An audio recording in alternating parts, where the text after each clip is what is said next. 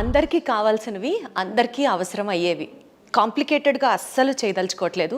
చాలా సింపుల్గా day to day లైఫ్లో మనందరం ఫేస్ చేసేదే క్వశ్చన్ రూపంలో ఒక మహాస్వరూపాన్ని అడిగే అవకాశం నాకు లభించినందుకు ముందుగా నేను చాలా హ్యాపీగా ఉన్నాను.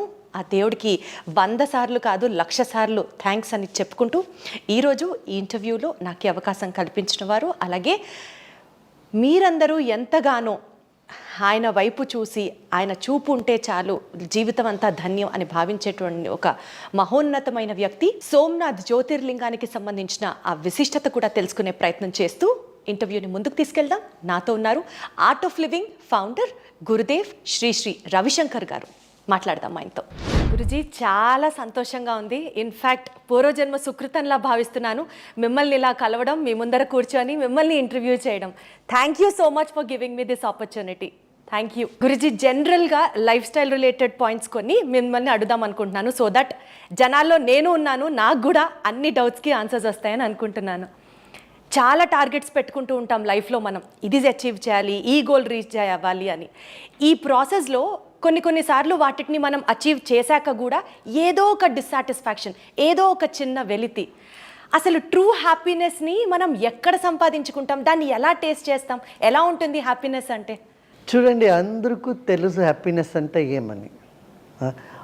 మనమేమో ఇష్టపడతామో అది దొరికినప్పుడు మనకు హ్యాపీనెస్ వచ్చింది. ఇప్పుడు ఇది బాల హ్యాపీనెస్ అని నేను చెప్తాను. It's an infant happiness.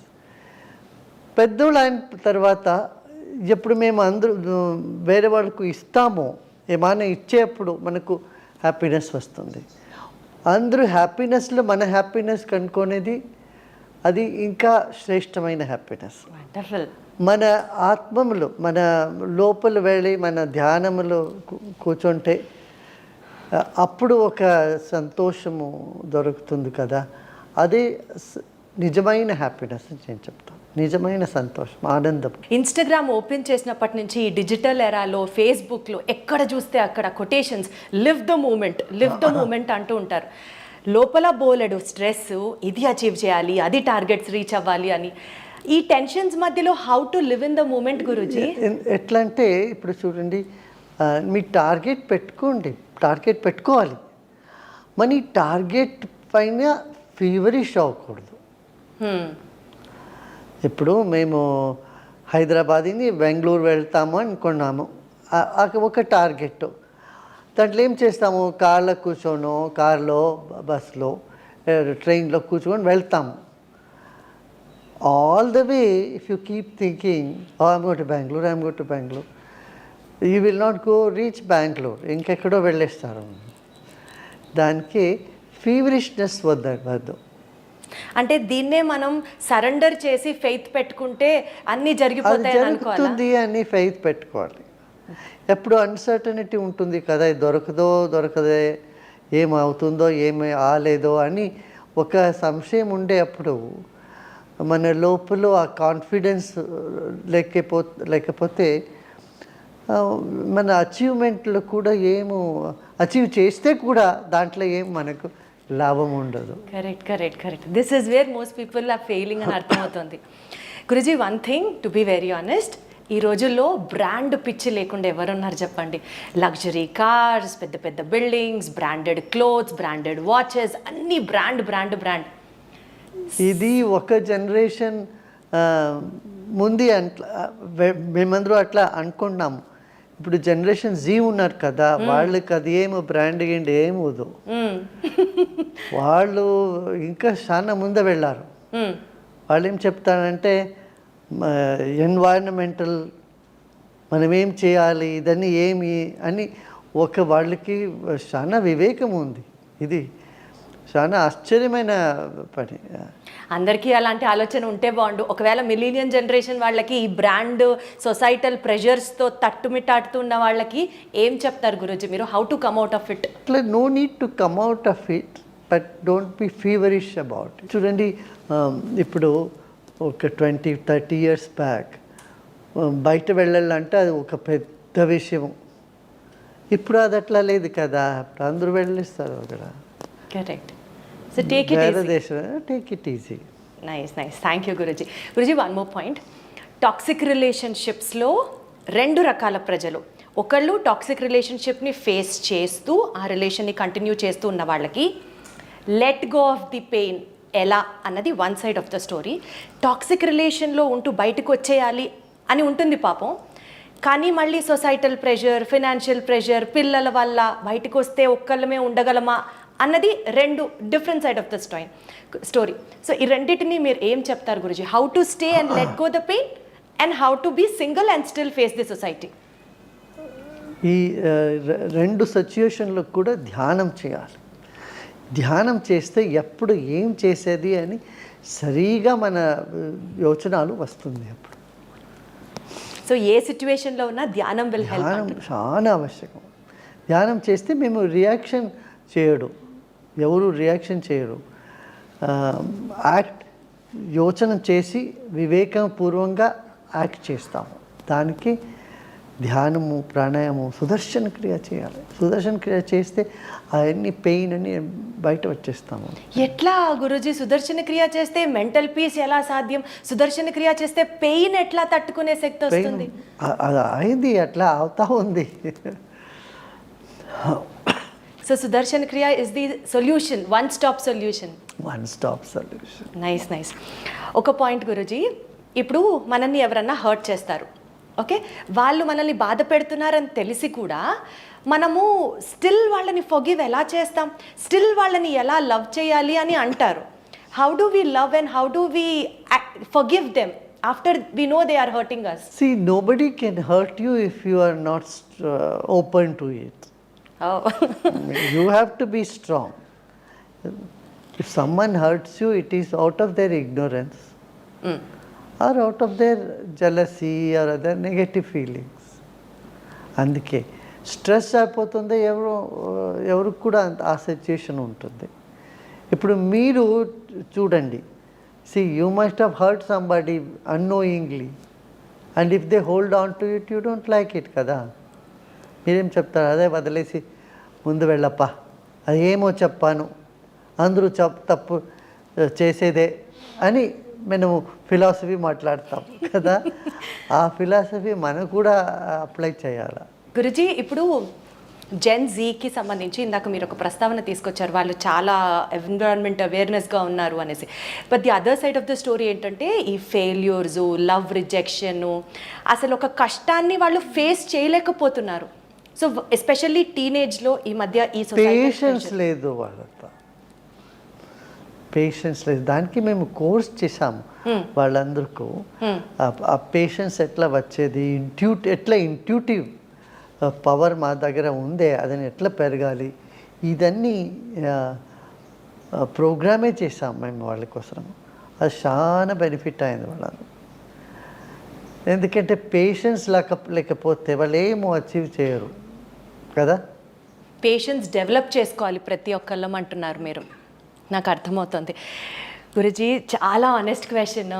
భగవద్గీతలో కృష్ణుడు చెప్తారు, నీ పాత్ర నువ్వు చెయ్యి, forget about the rest, do your role and forget about the rest అని అంటారు.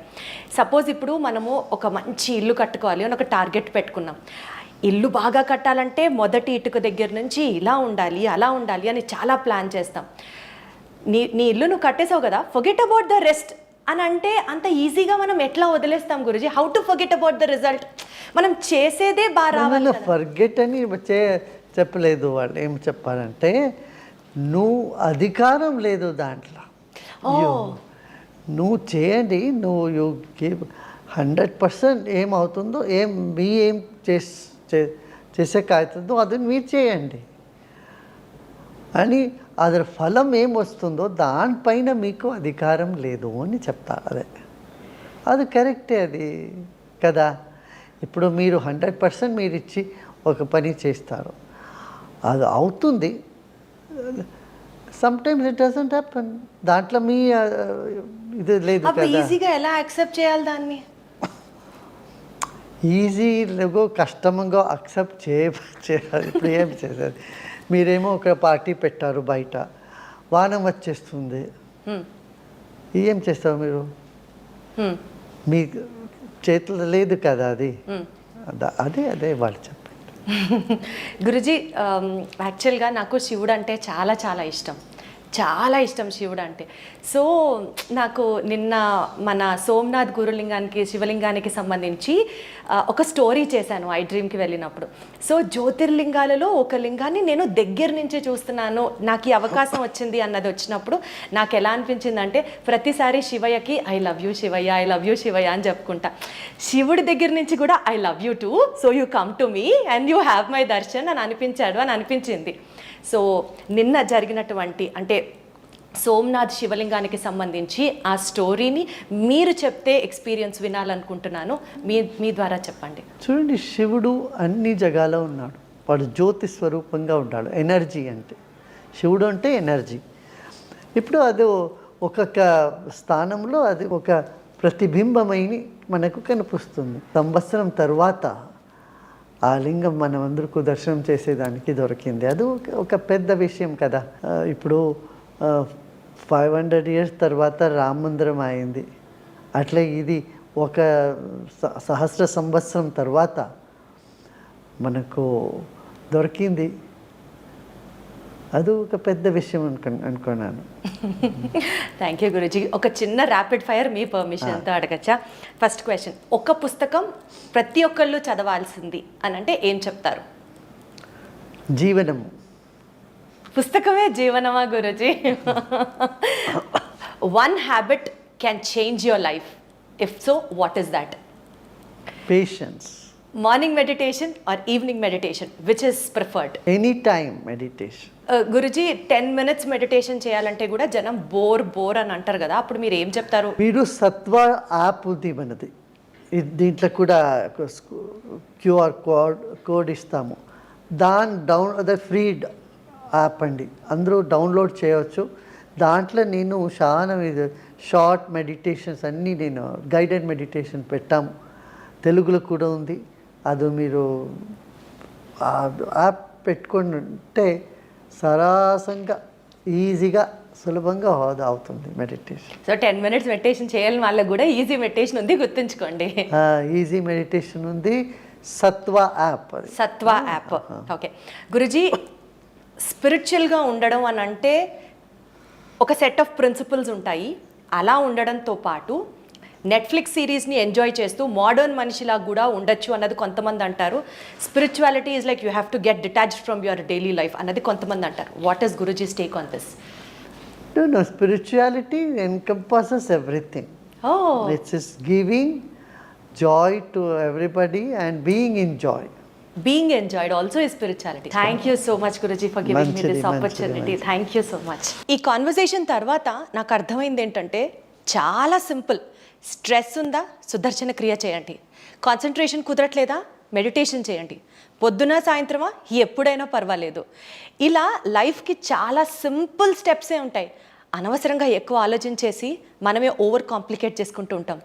జలాన్ని శంఖంలో పోస్తేనే తీర్థం అవుతుంది అన్నట్టు సాక్షాత్తు ఇప్పుడు నేను చెప్పిన ఈ మాటలన్నీ గురూజీ నోట్లోంచి విన్న తర్వాత ఇంకా జీవితాన్ని అంత సీరియస్గా తీసుకొని కూరుకుపోయే కష్టాల్లో బాధలు పడుతూ అనుభవించడం అవసరమా?